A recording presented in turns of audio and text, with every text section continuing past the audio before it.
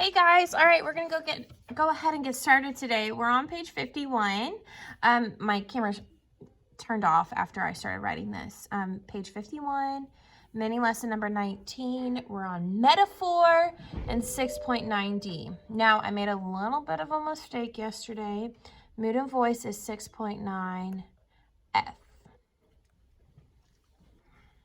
But today we're doing metaphor, which is 6.9D. Okay, turn to page 51.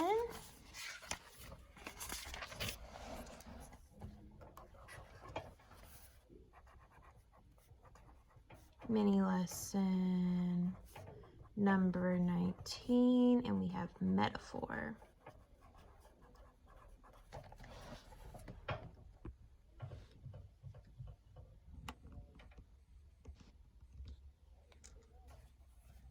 (6.9D) says, describe how the author's use of figurative language,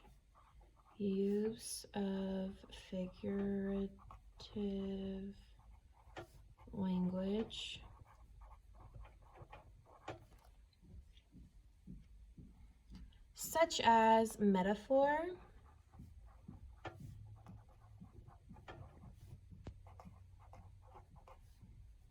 and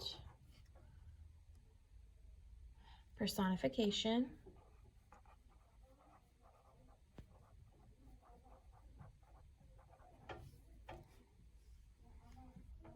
to achieve a specific purpose.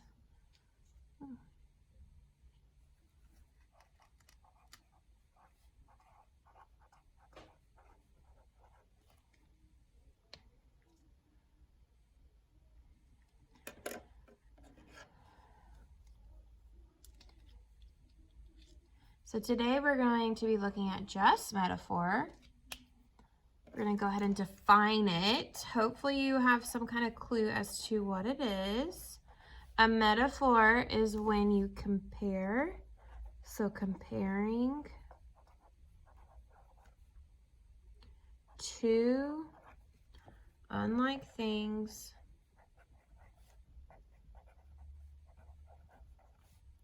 without, I'm writing that in capital letters, without using like or as.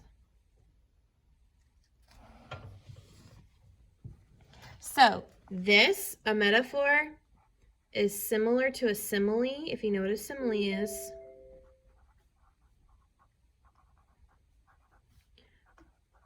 But no like or as.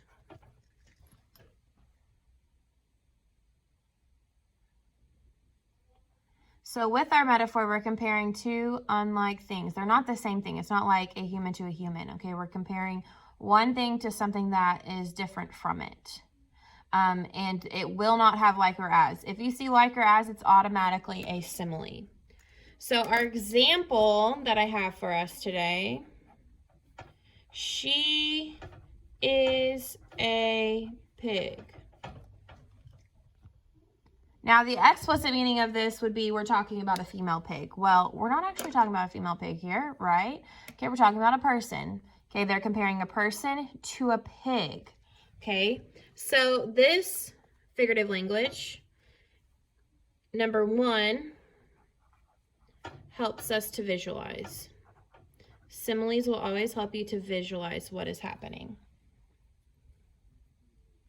The second one is it helps you make inferences.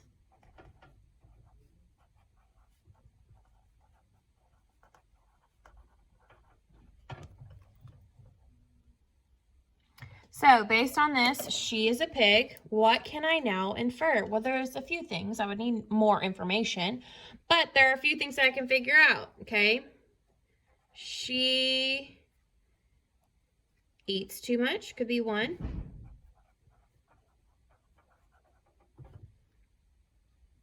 She is greedy. They normally compare pigs to being greedy. Or she is fat / dirty.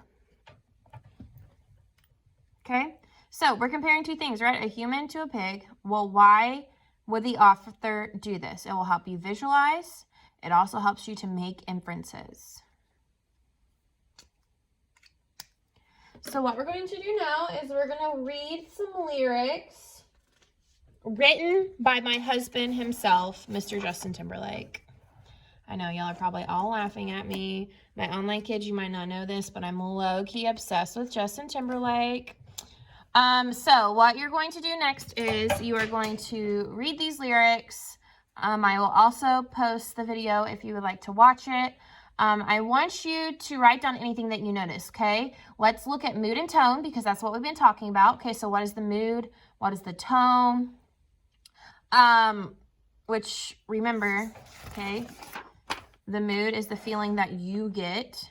The voice, not tone, I'm sorry. The voice is the words, sounds, or visuals that make you feel that way. Okay, so the voice is what makes you feel a certain way, the mood. Okay, so think about mood, think about voice. Think and look for our metaphor. Okay, when you locate our metaphor, I want you to tell me what that metaphor means. Why did the author use that metaphor in this song? Okay, instructions are going to be on the next page. Enjoy listening to my husband, y'all.